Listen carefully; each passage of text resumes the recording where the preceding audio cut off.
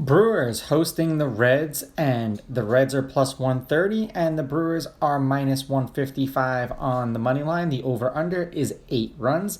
The Reds getting a run and a half on the run line are minus 160, meaning if you bet them that way and they win this game outright, you'd win. They lose by 1, you win. While the Brewers laying a run and a half on the run line are plus 135, meaning if you bet them that way, they have to win by 2.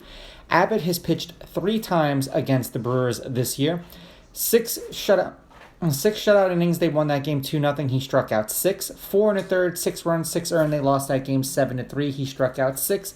6 innings, 2 runs, 2 earned. They lost that game 3-0. He struck out 3.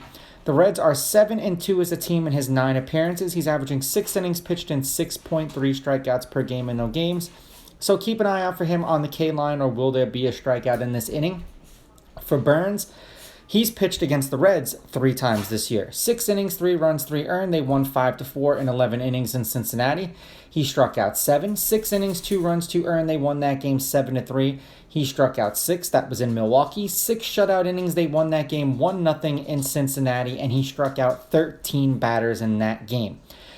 The Brewers have won his last 5 appearances. They are 7-3 in his last 10 appearances. He's averaging 6 1/3 innings pitched and 7.4 strikeouts per game in those games.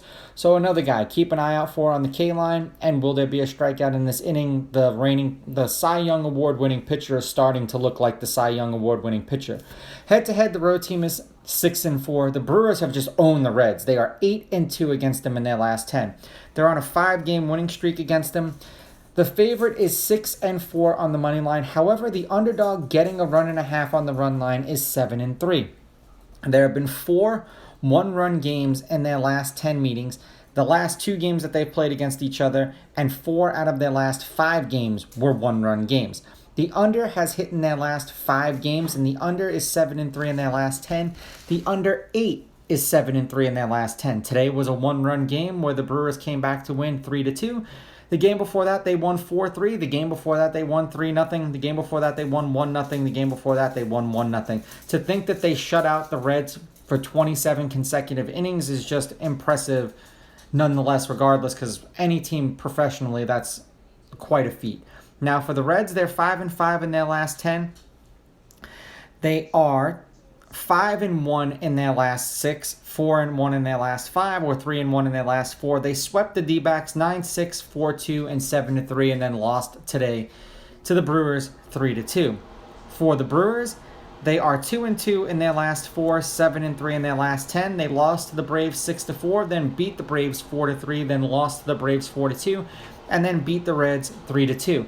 The fact that Corbin is pitching the way that he's been pitching, and the fact that he is 3-0 against the Reds so far this year is kind of perplexing to me that this line is as low as what it is. I'm going to take the Brewers with the money line. I will take the Reds getting the runs, and I'm going to go under. I'm just going to follow the patterns. When 4 out of their last 5 games have been one-run games, and they shut them out in 2 consecutive games, 1-0, and today was another one of those one-run games. It's not impossible to think that another one-run game is going to happen. These are just my picks. If you disagree, please go with your gut, and please bet responsibly.